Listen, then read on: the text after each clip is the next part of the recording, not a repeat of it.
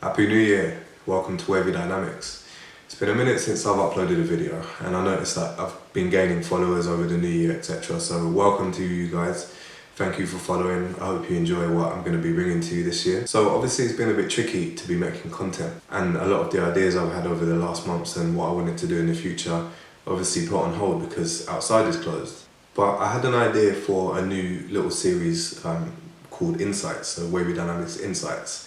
And I asked some of my community the other day on Instagram, what would you like to see? Just in a form of short videos, they don't have to be super technical. Ask me some questions and I'll get them answered. One of the questions I was asked is how to get into the motorsport industry.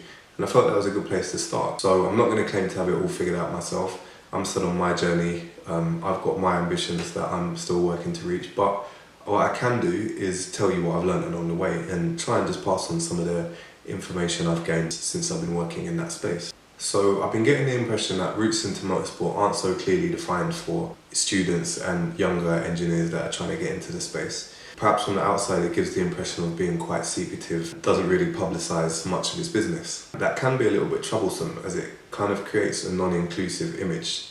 Now obviously motorsport's only so big, so there's only going to be a certain amount of people that can work in that space. Creating an environment where people are coming in from similar backgrounds, similar experiences, similar walks of life is something that can be improved, particularly when we're talking about representation. Black representation in motorsport is something that I've been working on. So hopefully I can kind of lead the way and make some changes in that sense. So ultimately motorsport is a form of competitive engineering. So you're going to have some kind of engineering background, which means going to university or college if you're in America to study some kind of mechanical engineering. So in a general sense, getting a bachelor's in mechanical engineering is a good place to start.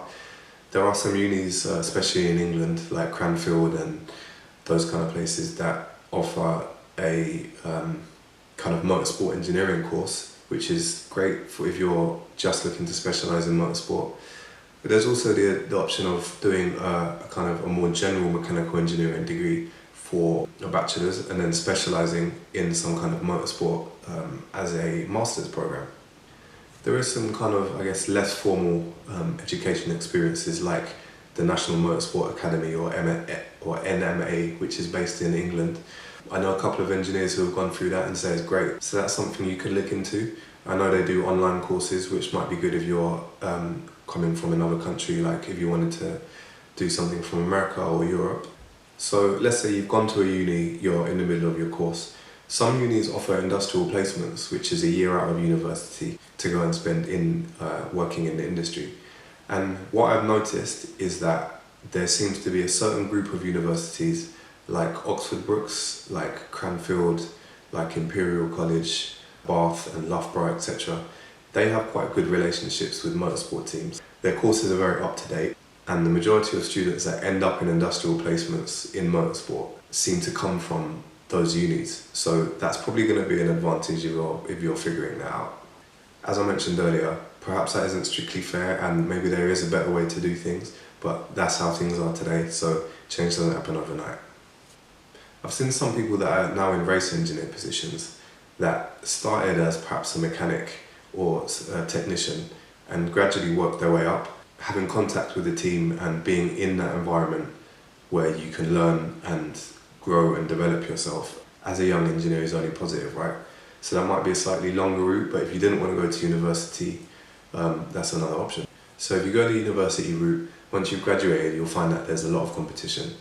There's a lot of people that want to get into engineering, so you're unlikely to just walk straight into a job unless you have a relationship that you've developed with a team coming through your university process. So if you're in that situation, all I can say is you've got to network.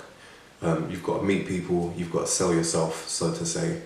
Let them know you, let them know what you're about and what you want to do. So go to race events, go to trade shows where you might get to meet people. Another thing you can do, for example, if you're doing a master's, contact a race team. Ask them if they've got any little research projects that they can offload to you. It doesn't have to be anything super advanced, but maybe they want to know a little bit more about a certain area and you can spend a year exploring that for them. That's a good way to establish a relationship, let them know you, let them know what you're about, your work ethic, your areas of expertise. That might place you in a better position for when they're actually trying to employ someone when you graduated. It's just about finding ways to demonstrate and establish a relationship with someone. Just get creative, use your imagination. Just find a way to get yourself out there. And another thing that I would say is really important is that your education doesn't stop when you graduate. So I did a master's in automotive engineering at Sussex University, and the way I like to look at it is that the university really only introduced me to the fundamentals of certain subjects. Then it became my responsibility after university to buy books and research and just constantly be in a process of learning and learning and learning. You're not going to be able to learn everything, right? No one can know everything about everything. So in this process, it's always going to be an idea for you to want to specialize in something. So some people want to specialize in aerodynamics, in which case during a master's year or even a PhD, they might dedicate that to a specific subject within aerodynamics. Some people want to specialize in powertrain. Some people will specialize in vehicle dynamics. There's a whole lot of kind of subsystems of a race car that you can specialize in and really become an expert in your field. That's how you're going to be most valuable to someone. If you can find a way to communicate that to a potential employer, someone you want to work for, then that's always going to be a positive thing. It's going to put you in a position where you've got less to learn once you arrive there. You can pick up things faster and contribute to someone's championship. So I didn't want this to be a super long video. There's some things to start with. Ask me any questions, I'm always happy to answer. Motivate yourself, be ambitious. There's no such thing as dreaming too big, and just follow your heart.